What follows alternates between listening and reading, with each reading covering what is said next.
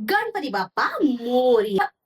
उन्हाळ्याच्या सुट्टीवरनं मुलं घरी आली आणि आईने जेव्हा विचारलं, "बाळा, घरचा अभ्यास पूर्ण केलास का, जो शाळेत दिला होता तेव्हा?" "नाही आई, तिथल्या दादाने ना मदतच नाही केली आणि नेहमी तर तुम्ही दोघं मला आई-बाबा मदत करतो." तेव्हा तिची आई असं उत्तर देते, की "बाळा, आता तू मोठी झाली आहेस आणि मोठ्या वरच्या इयत्तेत जाणार आहेस. तो देवाने तुझ्यावर इतका विश्वास ठेवला, की तू कोणाच्या मदतीशिवाय एकटी हा होमवर्क करू शकते आणि तू इतकी कॅपेबल आणि वर्दी आहेस. सो त्या उद्या तुला तुझ्या सख्ख्या दादाची सुद्धा मदत घ्यायची गरज नाही. तू एवढी कॅपेबल आहेस, एवढी वर्दी आहे. हो, आयुष्यात कोणतंही काम आल्यावर तू करू शकतेस. हा देवाने तुझ्यावर विश्वास टाकलाय म्हणून अशी परिस्थिती निर्माण झाली ना, कोणीच तुला मदतीला अवेलेबल नव्हतं.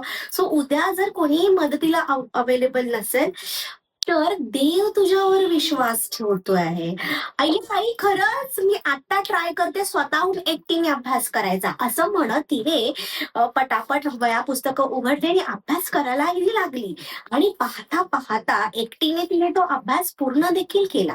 असा हा नवा दृष्टिकोनाचा चष्मा तुम्ही तुमच्या मुलांना लावला आहे का?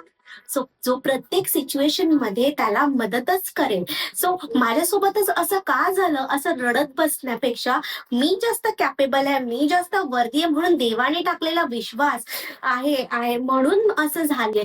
त्यामुळे तुमची मुलं निरुपावर राहायसाठी रडत बसणार नाही. Thank you.